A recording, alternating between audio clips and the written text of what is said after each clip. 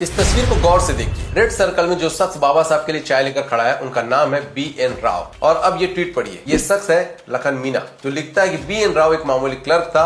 बाबा साहब कहते थे कि राव ये फाइल लाओ, वो फाइल रखो, टेबल साफ करो, चाय लाओ, और राव साहब यस सर बोलते थे। और आगे लिखता है कि BN राव मामूली ग्रेजुएट था और बाबा साहब के पास 32 डिग्रियों के सामने वो बौना था। लेकिन सच्चाई क्या है? तो गुरु सच्चाई ये है कि BN राव कोई मामूली क्लर्क नहीं थे, बल्कि एक IPS अधिकारी, अंतरराष्ट्रीय न्यायालय के न्यायाधीश और भारतीय संविधान के मुख्य सलाहकार थे। लेकिन भारत के संविधान पर काम करने से पहले 1946 में वर्मा के प्रधानमंत्री यू ऑन्ग सान ने उन्हें अपने देश का संविधान लिखने के लिए बुलाया था, जिसे वो पूरी ईमानदारी के साथ कंप्लीट करते हैं। इसके बाद ब्रिटिश सरकार चाहती थी कि राव को कलकत्ता हाईकोर्ट का जज बनाया जाए, लेकिन उन्होंने इनकार कर दिया। उन्होंने कहा कि मैं भारत के संविधान के लिए काम करना चाहता हूं। और फिर जुलाई 1946 में वायसराय लॉर्ड वेवेल ने उन्हें भारत की संविधान सभा का संवैधानिक सलाहकार नियुक्त किया।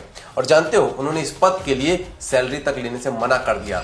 आज हमारे संविधान में 448 अनुच्छेद है, लेकिन जब संविधान बना था उस वक्त 395 अनुच्छेद बने थे, जिनमें से 243 अनुच्छेद बेनेगल रणसिंह राव यानी कि BN राव जी ने तैयार किए थे। और दिमाग से पैदल जो लोग ये दिखाकर कि संविधान की ड्राफ्टिंग कमेटी में उनका नाम ही नहीं था, तो उन्होंने संविधान कैसे लिखा? तो सुनिए।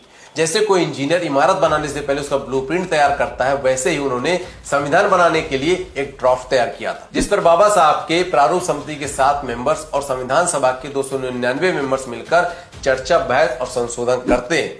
और फिर कहीं जाकर 395 अनुच्छेद और 8 अनुसूचियों वाला भारत का संविधान पूरा तैयार होता है। आसान भाषा में कहे तो BN राव संविधान रूपी इमारत के वो नींव, पिलर और दीवार थे जिस पर BR अम्बेडकर जी ने छत रखकर उसे पूरा किया था। और इसीलिए 25 नवंबर 1949 को संविधान सभा में अपने अंतिम भाषण में डॉक्टर BR अम्बेडकर ने कहा था कि जो श्रेय मुझे दिया जाता है वह वास्तव में मेरा नहीं है, उसका कुछ हिस्सा सर BN राव जी को जाता है। मुझे जो भी श्रेय दिया जा रहा है वो मेरे अकेले का नहीं है, इसका कुछ हिस्सा जाता है सर BN राव को, जो कि हमारी इस सभा के संवैधानिक सलाहकार हैं। और सिर्फ BR अम्बेडकर ने ही नहीं, बल्कि डॉक्टर राजेंद्र प्रसाद जी ने भी कहा था कि बेनेगल राव वो व्यक्ति थे जिन्होंने संविधान की एक स्पष्ट परिकल्पना दी और उसकी नींव रखी। लेकिन मैं ये नहीं कहता हूँ कि बाबा साहब का संविधान निर्माण में योगदान नहीं है या फिर BN राव असली संविधान निर्माता है। लेकिन जिस देश में सदियों से लोग अपनी राजनीति की जमीन बचाने के लिए इतने बड़े संविधान को बनाने का पूरा क्रेडिट सिर्फ एक इंसान को देते आ रहे हैं, वहां इस नैरेटिव को तोड़ना बहुत जरूरी है। इसलिए जब कोई नीला कबूतर ये कहे कि BN राव एक क्लर्क थे और बाबा साहब संविधान निर्माता, तो ये वीडियो उनके मुंह पर उठाकर मार देना। जय हिंद।